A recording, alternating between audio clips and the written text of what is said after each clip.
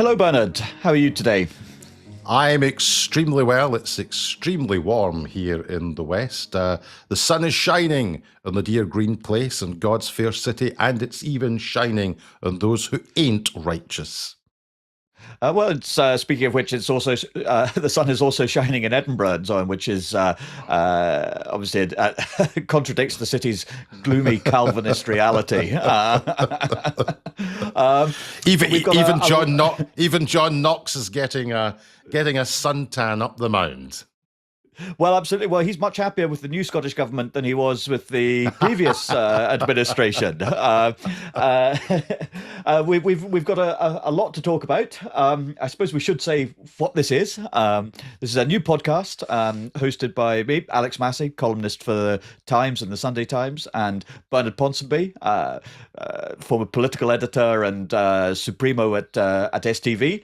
And we're going to be talking about politics in Scotland and politics viewed from Scotland over the next weeks, months, maybe even years if this goes well. And if people want to sponsor, they're more than welcome to help out an old superannuated journalist entering his dotage years. And I think what we want to do with this podcast is, and let's be clear, we are not backing any political party.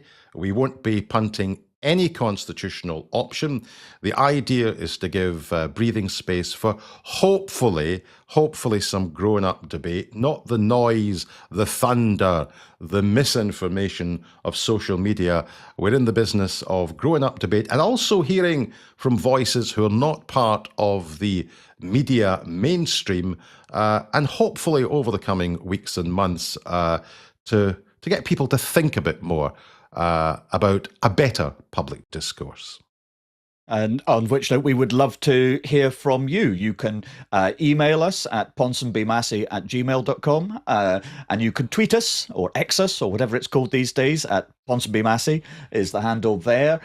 We would love to hear from you, your thoughts, your observations, your questions, whether you're in Scotland or listening elsewhere in the UK or anywhere else on planet Earth for that matter.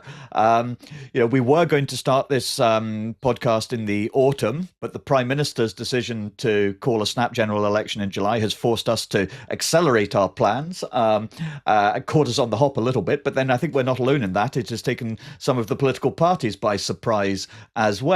And so all that being said, Bernard, what's your view, if you like? What have been your impressions of the first full week of campaigning in this general election? Well, there's not a lot's moved, let's face it. I mean, we're, a week and a half in, and, not a lot's happening. There's a small election in Britain, many Tory dead. Perhaps all Tory dead by the time we get to polling day. What was it that Sky poll during the week? We'll come back to talk about that, I know. But the Labour lead plus 27, just when Sunak thought it couldn't get any worse. Then comes the polls. Absolutely. I mean, one of the lessons I think of politics, we've both been following this for this sort of stuff for many years, is that just because you think things can't get any worse doesn't mean that they actually can't get any worse. The astonishing thing is that the Prime Minister has not been able to shift the narrative at all. And it looks as if when he called the election in Downing Street and it was pouring with rain, that in some respects that's been a metaphor for the Conservative campaign. Insofar as anything's actually been pretty interesting, it's tended to be sort of internal party issues. Tory MPs or ex-Tory MPs declaring for Labour, the Michael Matheson situation, coming back to hound John Swinney, and the Diane Abbott situation, hounding Keir Starmer. What there hasn't been is much of a conversation in relation to the national picture, but that'll change this week with the debates.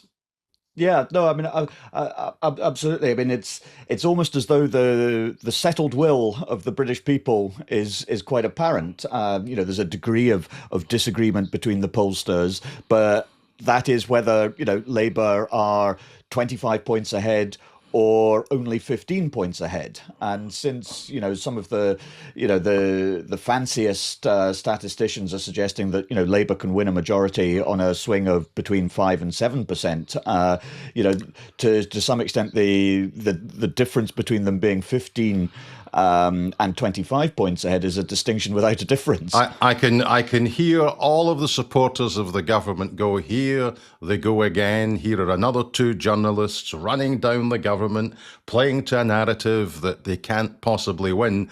And, I'm reminded of Ted Heath's famous quote from the 1970s, the only poll that counts is the poll on polling day. And he used to always say that when people said that he wouldn't win. But, there is simply no way that you can have this number of polls all saying the same thing. I mean, I think there was one this week where the Labour lead was only plus 12. If you get excited by the polls and you're a Conservative and you're getting excited only over a 12-point lead for Labour, it does really suggest the game's up. Absolutely. Well, I mean, Ted Heath's other question, of course, was who governs Britain?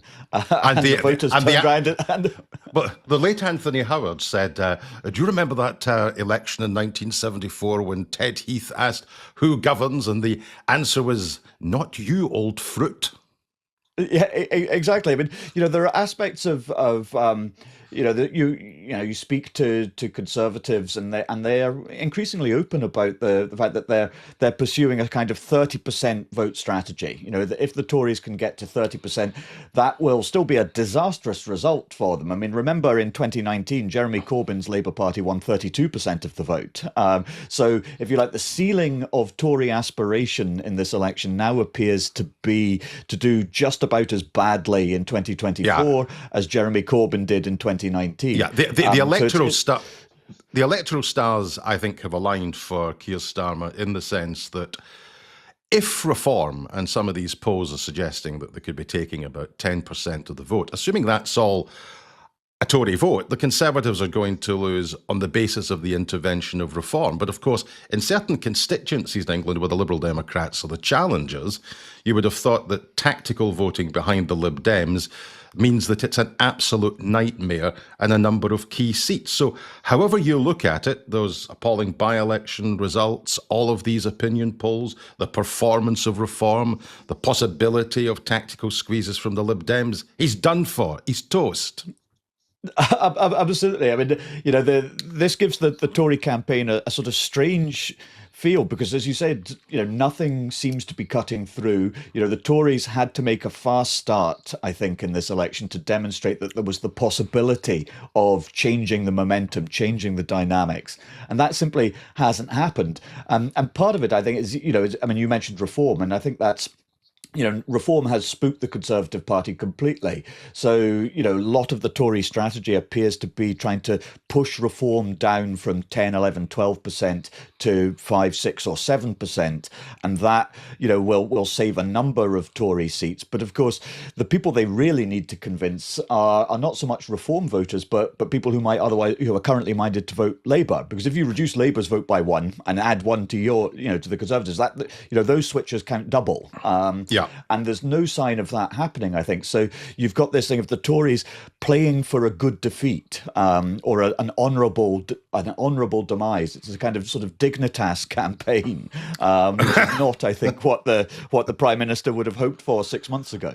I mean, there was the electoral calculus stuff, of course, which is always great fun, but it should come with a lot of health warnings, where what they do is that they take the basic swing in a poll and they apply it uniformly throughout every constituency in the country. And they say if every constituency in the country behaves the way this poll is suggesting, here is how the new House of Commons will look. And at one point in one of these polls this week, the Conservatives were down to fewer than 100 seats. I mean, we could be looking at an historical all-time low for the Tories. Now, of course, they will say it is actually only an opinion poll.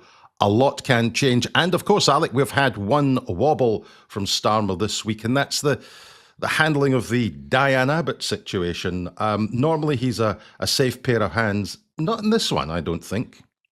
No, perhaps not. But at the same time, I think there is an interesting media dynamic going on with elements of how Starmer is handling the Labour campaign. Because Labour are so far ahead in the opinion polls, there is an assumption in the press that, well, we need to find new things to write about. We can't just have this one story dominating for 6 weeks, which is that Labour are miles ahead, they're going to romp home.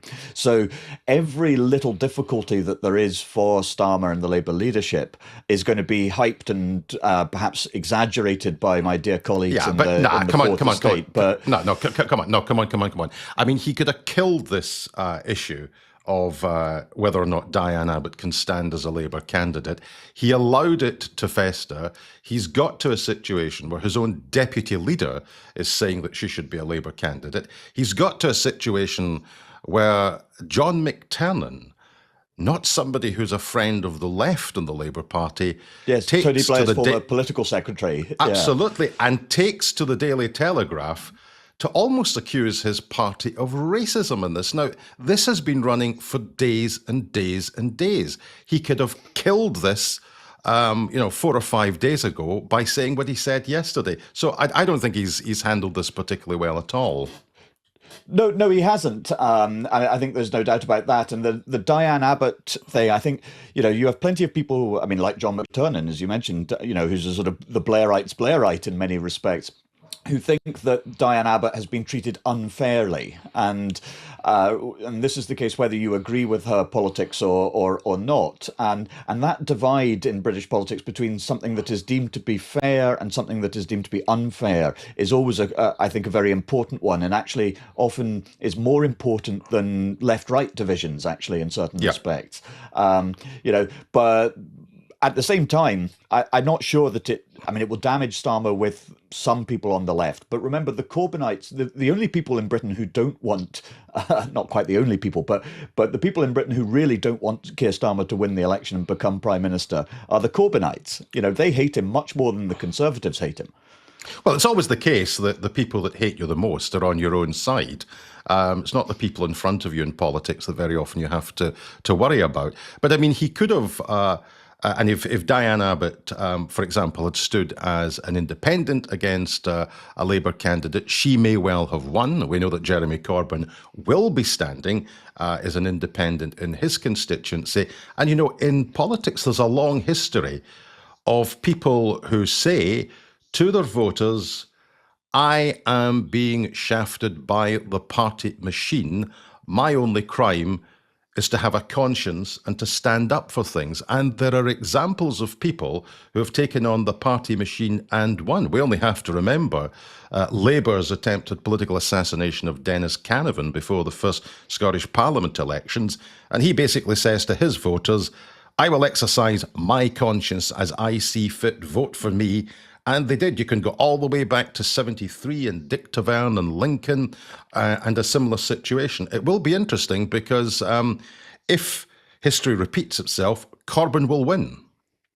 Well, I think Corbyn has an excellent chance of winning. But then, internal feuding is the Labour Party's favourite sport. It's its specialist subject on Mastermind, if you like. Going all the way back. Ramsay MacDonald's been written out of the party's history. Hugh Gaitskell. Here's a question for you, Bernard. Does Keir Starmer hate the left more than Hugh Gaitskell did?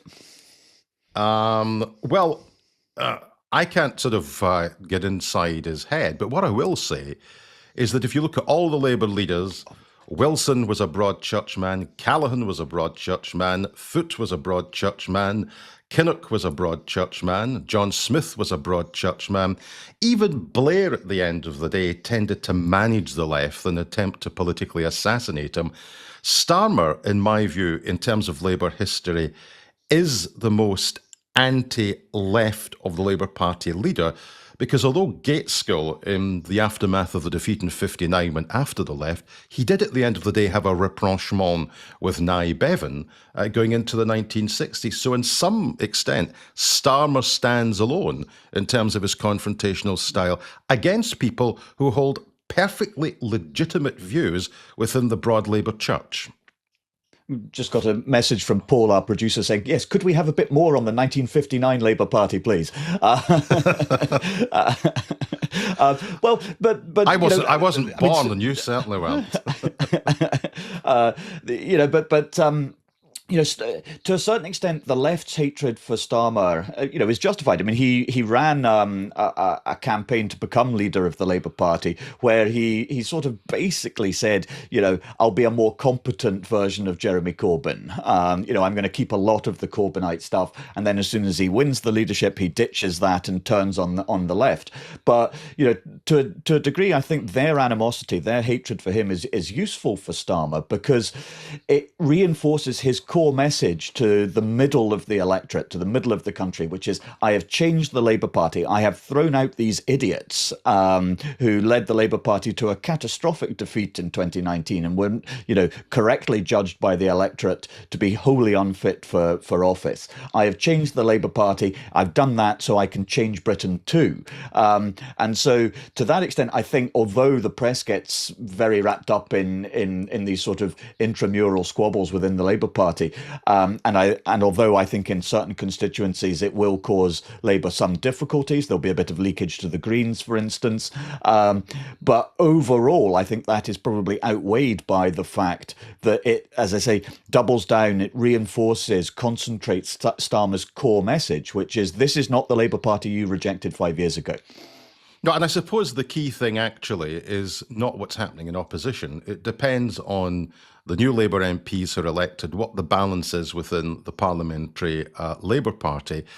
When Blair won his landslide, I think he came closest to resignation over the issue of tuition fees when there was quite a considerable backbench revolt. His problem was that the backbench revolt wasn't just a backbench revolt which was being led by left-wingers, it was a backbench revolt that was also being led by people of the Labour mainstream. So, I mean, at the end of the day, taking on the left, I suppose he's stoking up a lot of problems for himself within the broader party. The key issue is what the makeup of the PLP is. And I think just the other day we had a slew of Labour candidates which were announced for a number of constituencies, and they all appear to be on side with the leader. So it may well be that there will be no dissent when he wins the election. Yeah, I mean, people like Torsten Bell, who from the Resolution Foundation, the think tank, he's been parachuted into Swansea West, I think it is, and people like that are going to be very important to Starmer, assuming he makes it to Downing Street. Spoiler alert, he's going to.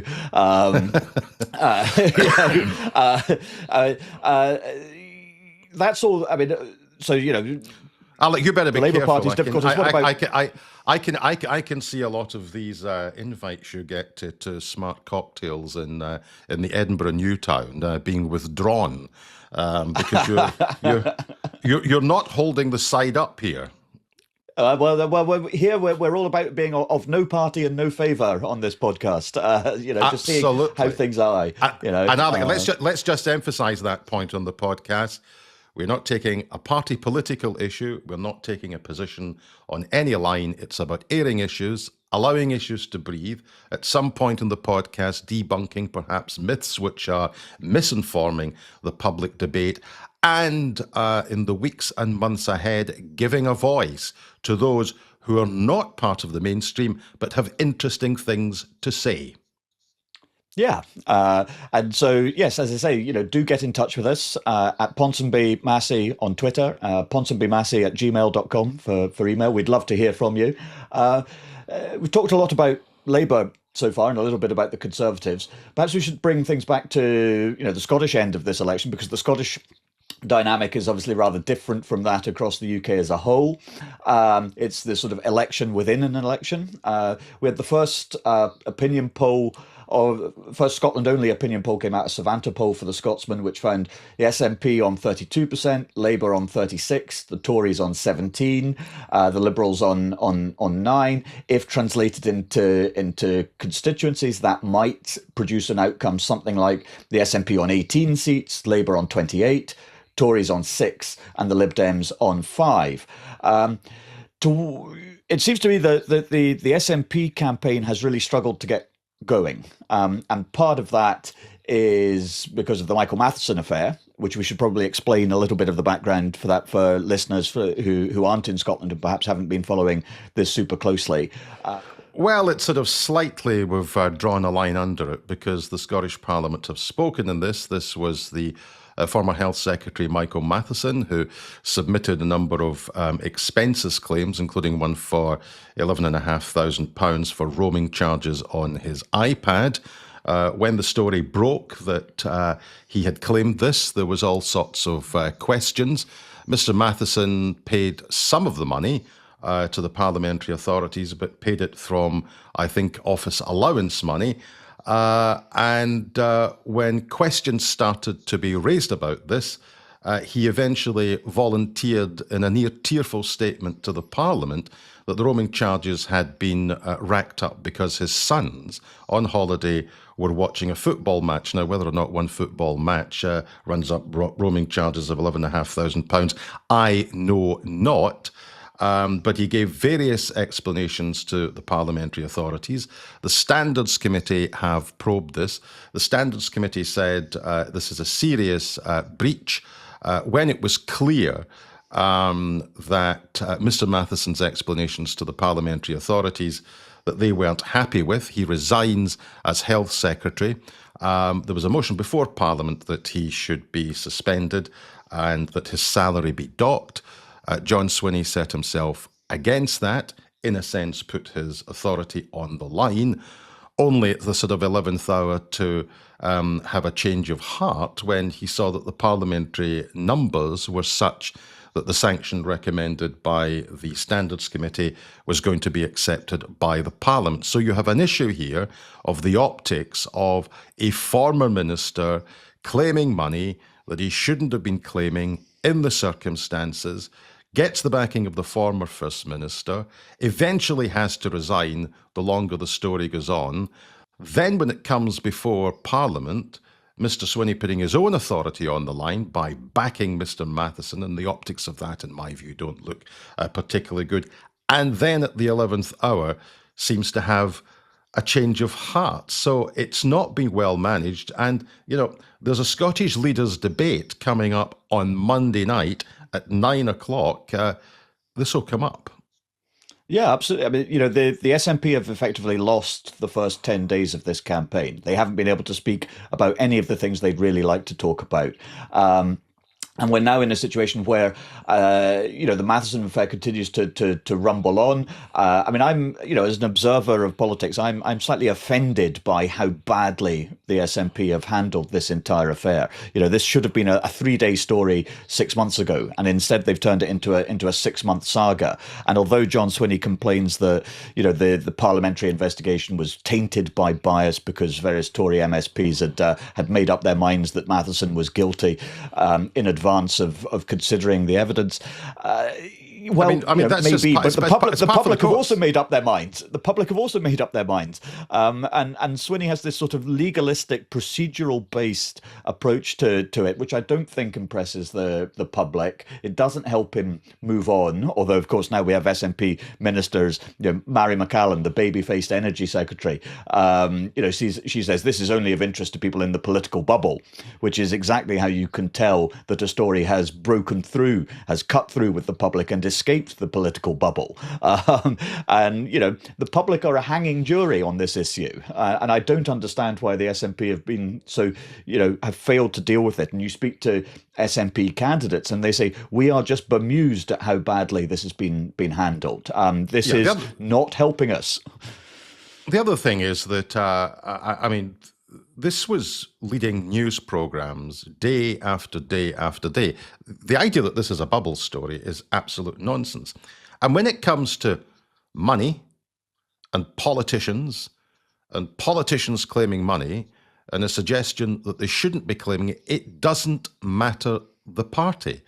The party label is completely and utterly irrelevant. The voting public have a healthy suspicion of politicians, and when it comes to politicians and money, that suspicion grows. The optics of this have been terrible for the SNP, not helped by the position of two First Ministers. Yeah, and, you know, it's made what was going to be a difficult... made what was going to be a difficult election for the SNP anyway, even more difficult. And I was speaking the other day to an SNP MP who's defending a majority of around 10,000. And you'd think, well, that's a pretty good majority to be defending. And he was saying, the wind is in my face, not at my back. It's not impossible, but it's bloody hard. And I think that reflects the fact that it's borne out by most of the opinion polls that effectively now, functionally, with the possible exception of Joanna Cherry in Edinburgh South West, I suspect every SNP held seat south of Stirling is now a marginal constituency. Yeah, I think that just as we were saying, the stars have aligned for Keir Starmer in relation to the UK poll, with Reform and the Lib Dems squeezing from different ends of the spectrum. There's a real problem, I think, for the SNP at this election. First, I think it's absolutely clear that this will not be seen through the prism of the constitutional debate. And that's bad for the SNP, because if you have a distinctly Scottish agenda at a UK general election, it helps the SNP. If all eyes are on the arithmetic at Westminster, I would suggest that is bad for the SNP. The second thing, and this is actually not talked up enough by psephologists, if you look at the Conservative vote at the last election in Scotland, in these Central Belt constituencies and constituencies south of Stirling, the Labour Party can almost get over the line in a number of constituencies against the SNP by squeezing the Conservative vote. And my view is that the Conservative vote in the Central Belt will be down pretty significantly if indeed it doesn't collapse at all. So on that basis, Labour would get over the line in a number of constituencies. But, and you gave the figures earlier on about the Scottish poll this week, it is also clear that there is movement from the SNP to Labour. And the difficulty is that the more polls that you get suggestive of a trend, that trend becomes more pronounced on the way to polling day. And whereas at the start of the campaign, nationalists might be saying, I think we can still emerge being the largest party, there is a sense in which there is a self-fulfilling prophecy in polls and in terms of voter behaviour. And it might be that they do not emerge as the largest party, in which case, however you define a mandate for another referendum in independence, we can conclude at that point the constitutional question in relation to independence is stone dead for the moment. Oh, yeah. I mean, there's not going to be an independence referendum this decade. I think that is abundantly clear. Voters behave in a sort of herd mentality. It's Boris Johnson's line: when the herd moves, it really moves. A lot of voters like to join the winning team, and when you combine that with the way first past the post works, you can get really dramatic election results, as we saw obviously in Scotland in 2015 when the SNP won 56 out of 59 constituencies. And I think you're right about the Tory vote in central Scotland. Because there's going to be a degree of tactical voting in Scotland as well as in England. We talk about Lib Dems benefiting from tactical voting in the southwest and in some of the London suburbs, Richmond and places like that. But in Scotland, most tactical voting is anti-SNP tactical voting. And there are plenty of Conservatives who are quite happy to lend their vote to Keir Starmer if doing so will help kill off the SNP at this election. Labour supporters in Scotland are a bit more tribal, I think. They're less happy to vote for the Conservative candidate in rural constituencies in the south of Scotland and the northeast. But in the central belt, the Tory vote in places like Motherwell and Wishaw, not huge to begin with, but is going to collapse, I think. And people will be very happy to vote Labour. And so, the way the votes are concentrated, the SNP is first or second in every constituency in Scotland, but Labour has negligible support in much of rural Scotland. So even if the SNP and Labour were each to win, say, 35% of the vote, you would expect Labour to win more seats. Absolutely.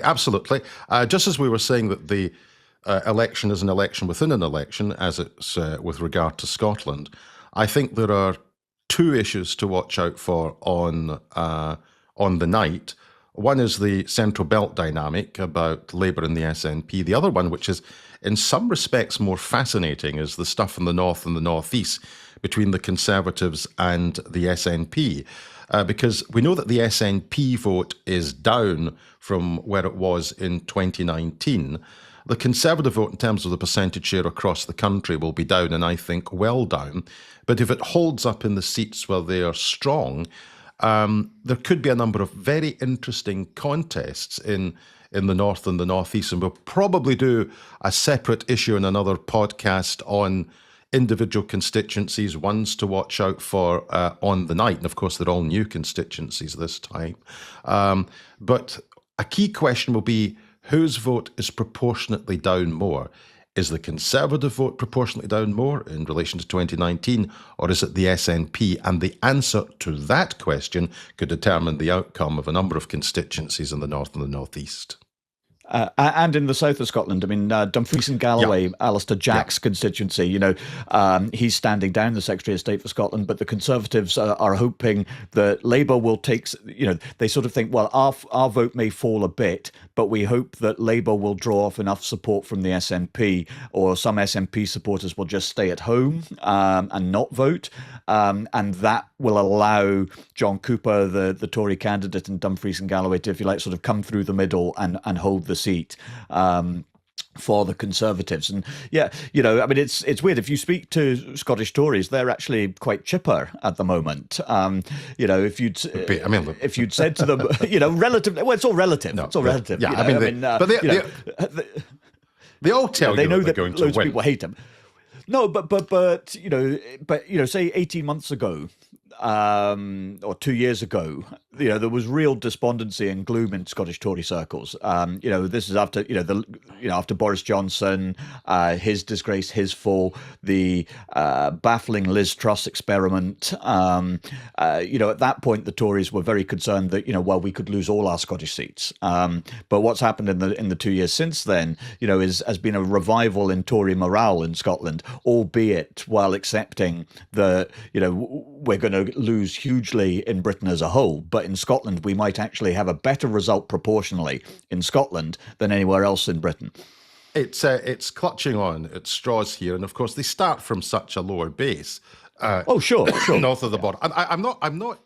By the way, dissenting from the view that you can run a core vote strategy in a number of key seats and emerge with broadly the same number of MPs. I mean, the Liberal Democrats at one point used to have 11 Scottish MPs on the basis of a relatively modest vote share. So this is entirely possible. And it's why I said I think the key thing here is the Conservative vote across the country will be below what it was in 2019. The SNP vote across the country will be lower than it was in 2019. I think the key thing is whose vote is falling the most, and that will play out in battlegrounds where there is marginality between the Conservatives and the SNP. So yes, they may well win on the basis of a core vote strategy, hold on to what they have. But at the end of the day, I don't think Scotland is completely and utterly immune from the national picture. So what happens in the next 4.5 weeks is pretty important. No, I like that idea of, it's a contest between the SNP and the Conservatives to see who's losing faster. But it is important in terms of the dynamics in certain seats. It's the key dynamic, actually. I think. Oh yeah, and I suppose next week we have the first of the televised debates. On Monday there's an STV debate with the four main Scottish party leaders, none of whom of course are standing in the election. So it's a bit like Hamlet without the prince, without Ophelia, without Laertes, without Polonius, and so on. But many dead on stage at the end of it. And then on Tuesday we've got the first Rishi Sunak versus Keir Starmer contest on ITV. Bernard, you have been the ringmaster at lots of these things in the past. How do they operate? Give us a sense of how the politicians approach these things, but also how the broadcasters do. The ringmaster, yeah. Sometimes it does resemble a little bit of a circus, including But let's start with the national leaders' debates, because the first one took place in April 2010. Alistair Stewart, the first leaders' debate, it was called. It was watched by 10 million people at its height.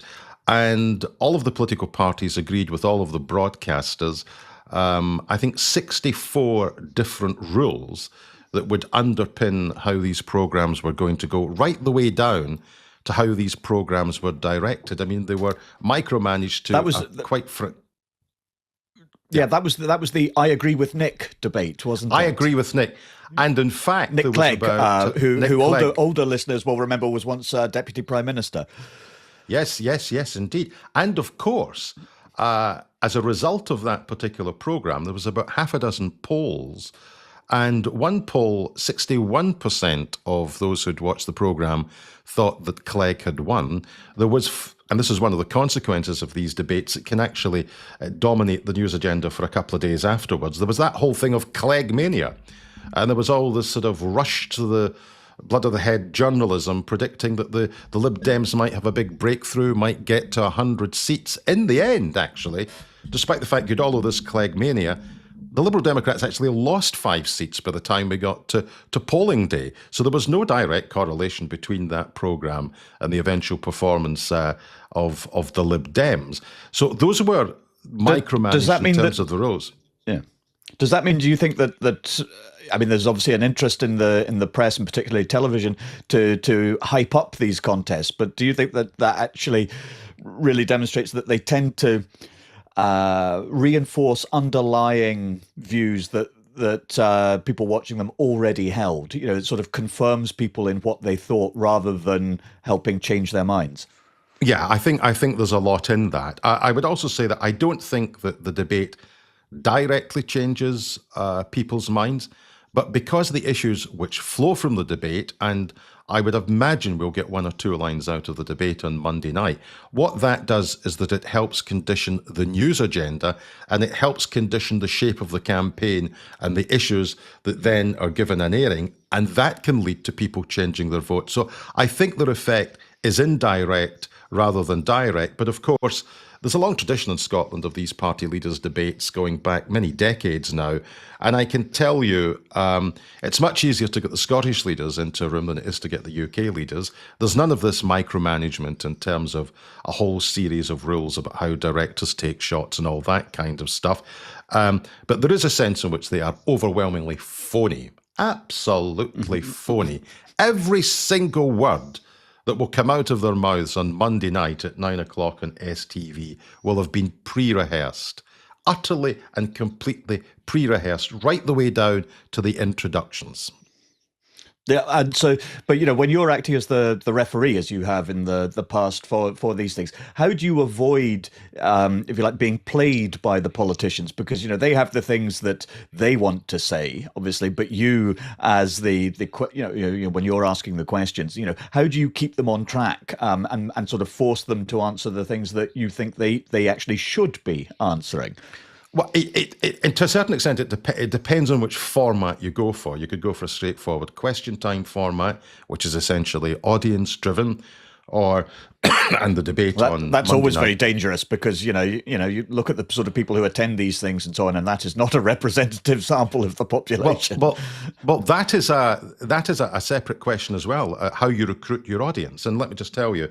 I mean, the Salmon Darling debate during the referendum, I know it wasn't a general election situation, but the key thing over that with the Better Together campaign, and I was in several meetings, the only thing that they were concerned about was how you're recruiting the audience, because they had the view that all of these audiences were pro-yes. And actually how we recruited them was that we got an external polling agency to make sure there was a geographical spread. We asked people how they voted. We made sure that the audience was representative of people as a whole. There was a piece of work done by a polling agency, which was then handed to STV. Our research team then phoned all of these people back to ensure that they weren't telling fibs to the polling organisation. When we were happy that we had a representative audience, we actually seated, people were given individual seat numbers to ensure that people couldn't herd together and talk and act as a sort of clapometer for any one side. People had to bring ID, they had to bring a letter. Every member of the audience was checked on the way in. I mean, people just see an audience when they tune into a program, but the steps that you take to ensure that the audience is not biased is pretty significant, because you know at the end, the starting point for this for a broadcaster is to say, what happens if we end up at Ofcom? What if there's a complaint to Ofcom that we were behaving in a scandalous way in behaviour of one argument or one party? We have to make sure, or the broadcasters have to make sure, that they have a complete and utter defence to these kind of charges. Yeah, I mean, I think that's fascinating. A lot of people, I mean, I love the idea of this sort of high security operation before Salmond versus Darling and so on, that sort of background checks, Secret Service background checks on every member of the audience. Can I tell you that there were people who turned up? Now, not only did they get a letter saying, you must bring this letter, people were then phoned and told, you must bring this letter. And if they didn't bring the letter, they didn't get in. There were people who were turned away because we couldn't be sure. We simply couldn't be sure that they were genuine because they didn't bring their letter. and then you go to all that trouble and both sides think the audience is biased against them anyway. Correct. Correct. And the person presenting the program, you will get. So during that, I was a cheerleader for Yes, or a swivel-eyed goon, depending. Allegedly, depending on your point of view. Yeah. Well, that's the advantage that newspapers and print have, is that we aren't bound by those sort of conventions and regulatory requirements and so on. So although even there, so I mean, voters are really weird. I mean, I voted no in 2014 and was reasonably clear about that, I think. And then subsequently get accused by people on the, if you like, ultra Yoon faction that Massie's a soft nationalist and so on. He's forever cozying up to the SNP and giving them the benefit of the doubt and so on. And you start thinking, well, God, these people are allowed to vote, The reality is that people will take from what journalists say whatever they want, actually, to stand up their point of view. I did a broadcast on the eve of 2014, in which I basically said that the exercise of a civic duty by Scots tomorrow will change a country and make history. And this was interpreted by people as if a broadcaster would, as urging folk to go out and vote yes. What people who were saying, this is an argument for voting yes he's giving, they didn't actually look at the entire two-way that I did in studio, which was to say the narrative of recent days has changed. We've got the vow from the three Westminster leaders. We're getting change after this vote. It's only a question of what change you get, whether you get more powers, whether you get independence. When you take the answer in its totality, it's completely and utterly neutral in terms of any one point of view. But people they hear something and they say, we have got him. He's one of those. Yeah, well, but then as the late Christopher Hitchens always enjoyed pointing out and so on, quotations are by definition taken out of context. Absolutely. So that feels like quite a sort of natural place to end things for just now, I think, doesn't it? We'll reconvene after these debates and see if they have had any impact on not just on the narrative, if you like, who is getting to the opportunity to play on the front foot, and who is playing defensively. And the Scottish debate on Monday, then Sunak and Starmer on Tuesday.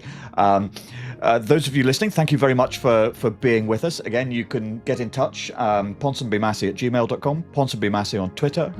If you'd like to sponsor the podcast, that would be brilliant too. Yes, we would like money. I'm retired now. I'm superannuated and poor. Yes, and yes, and I have a pension that I need to fund.